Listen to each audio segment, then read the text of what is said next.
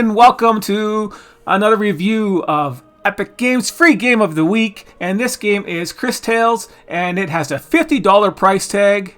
And we'll find out if it's worth it or not. I can tell you right now, it's probably not worth it from the graphics and the cutscenes leading up to it. Graphics like this is like a max $20 game. I can tell you that honestly right now, and let's get into the honest review of this. It says it's going to be an RPG single player indie game, and indie is a bad word. It means linear to me, and you don't get to do anything. You can't choose. There's no choices at all. So let's find out what this game is like. I am going to try it right now and see what it's like, and then I'll get back to you. Okay, now that we are into this game for a couple hours, I can show you the gameplay and what this game is all about. As you can see, this is what the graphics look like. Not very impressive, and you have no mouse control. The mouse is basically useless to you in this game. There's no controller control that I was able to find in this, and so you got to use your keyboard, and you have, this is what your menu looks like. So you don't have very much for options, and at least it tells you like your whole buttons are like Z and X, basically the whole thing, and you don't have very much to do for options here. Now I got no equipment yet. I'm just starting out, and as you see, there's 3 party members, and there is nothing you can do with your statuses. It just shows you what your current statuses are. That's it. You can't change nothing. You level up. There is no choice. You just get whatever the class gets. So there's no class choices or anything like that. You have skills which you can use outside of combat, like to heal yourself, because you do take a lot of damage from guys in that aspect. But then you can check out what all your different options that you can use for your guys. Their different skills. Now this game is basically a time game. I don't know how to describe that properly. You can go back to the past, and you go into the present and into the future. Not really go back, but she has a special power to do that to enemies and to objects and towns like that. And the towns look exactly like this. This has random encounters, but since there's no choice in leveling up and no choice in your party members, and it's pretty linear in the basics, it has you run around like this. Pretty awesome for a $50 game, don't you think? The graphics, they went all overboard with that $50 game budget they had there. Yeah, totally not worth it. So these guys, this is how you attack, right? Using the arrow keys to do the attacks in the different directions, and you know, things like that. You can run away, and they have different skills. And right now, this guy's skills is water, and these guys actually heal from water. So I'm pretty much, this guy can't do anything except for attack.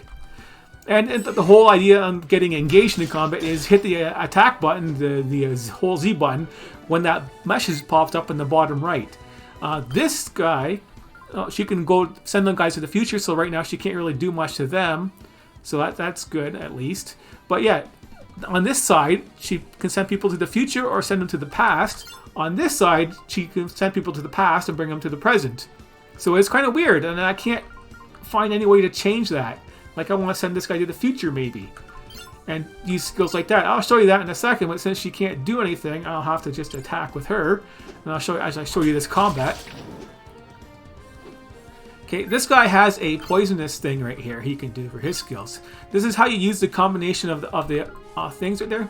Now, this is a single target, and this is a multi-target. So I could single target throw a guy and have him instantly die when she goes around and puts him in the future, because it makes all the poison damage come right away. Or you can plant, you know, like this. Plant a seedling. And that seed will sit there. And you can parry too. I should mention that while combat's going on. You gotta press the Z button again when the little message in the bottom right pops up to try and... Now she's stunned. That's a stun symbol on her head right there, if you can see that. Now she's stunned. I can't send them into the future to get poisoned. So that's pretty bad, and she's really hurt too, and she's the healer.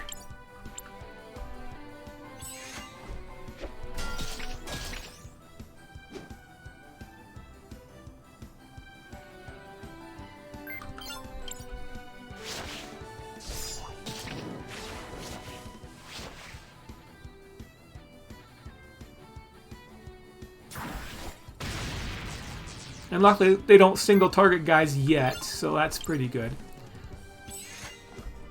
Could have singled her out and killed her off. They're not too mean. Now that she gets to go, she can put them into the future and then they'll get poisoned. But since she was stunned, it's kind of a wasted effort at this point. See, they would have been both poisoned as an AoE. And his skills are pretty, you know, apply poison. He can't do anything right now. He got to, maybe later on he'll have something more useful to do. Besides very weak damage, which is good enough, I guess.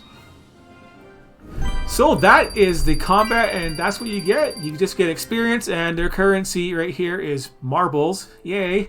Don't even want to use gold, to use marbles. So this is really a very kiddie game. Oh, he learned something.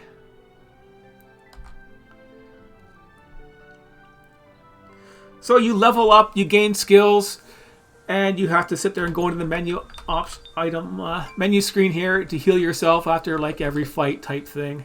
That's not the menu screen. Where's the skills? There we go. Like that. You gotta do that after every fight. You can't choose your levels.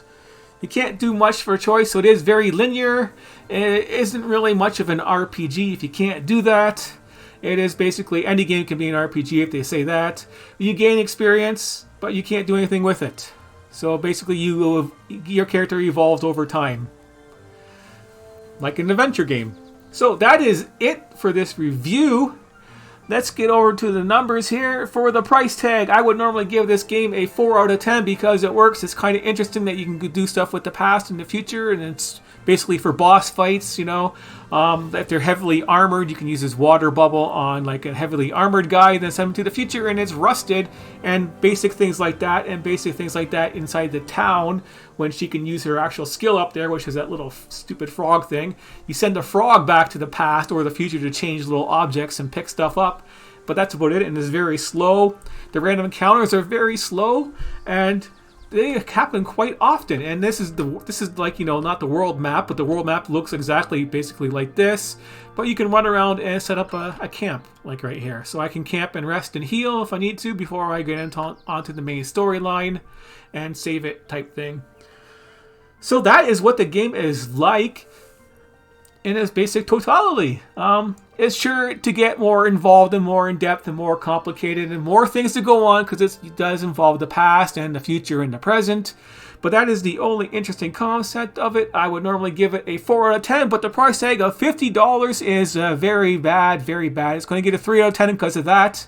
Maybe even lower, but the game works, so it's got to stay with the 3 out of 10 at least. But yeah, this game isn't worth more than $20.